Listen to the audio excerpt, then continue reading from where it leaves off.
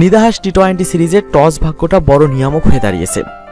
এখন পর্যন্ত যে 4টি ম্যাচ অনুষ্ঠিত হয়েছে সেখানে শেষ হাসি হেসেছে টসে জেতা দলগুলোই।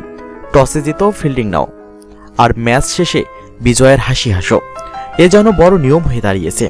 কলম্বোর আর প্রেমাদাসা স্টেডিয়ামে বুধবার সিরিজের নিজেদের তৃতীয় ম্যাচে বাংলাদেশ মাঠে নামবে ভারতের বিপক্ষে।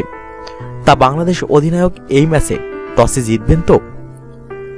টসে জয় বা পরাজয় পুরোটাই থাকে ভাগ্যের হাতে, কিন্তু 3 জাতির টুর্নামেন্টটিতে টস জেতা যখন বড় ব্যাপার হয়ে দাঁড়িয়েছে, তখন টাইগার অধিনায়ক মাহমুদুল্লাহ রিয়াদের সেই ভাগ্য কেমন তা দেখে নিলে কেমন হয়।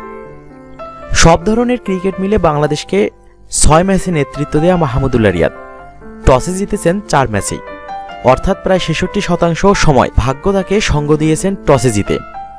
যা চেয়েছেন তাই হয়েছে।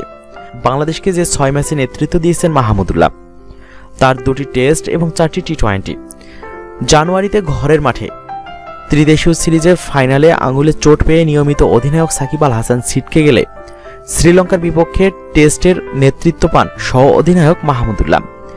এরপর সাকিব লঙ্কানদের বিপক্ষে টি-20 সিরিজেও ফিরতে না পারলে মাহমুদুল্লাহর কাঁধেই থাকে নেতৃত্ব।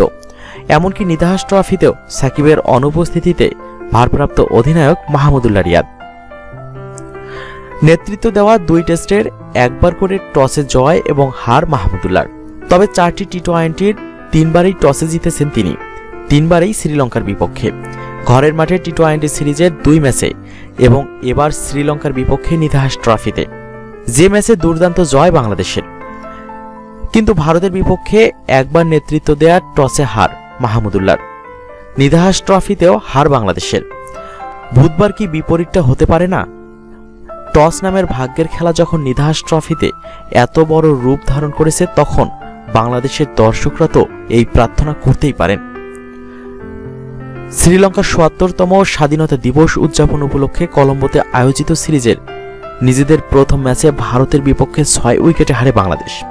কিন্তু শ্রীলঙ্কার বিপক্ষে পরে ব্যাট করে 215 রান তাড়া করেও 5 উইকেটের রেকর্ড করা জয় পেয়েছে টাইগাররা।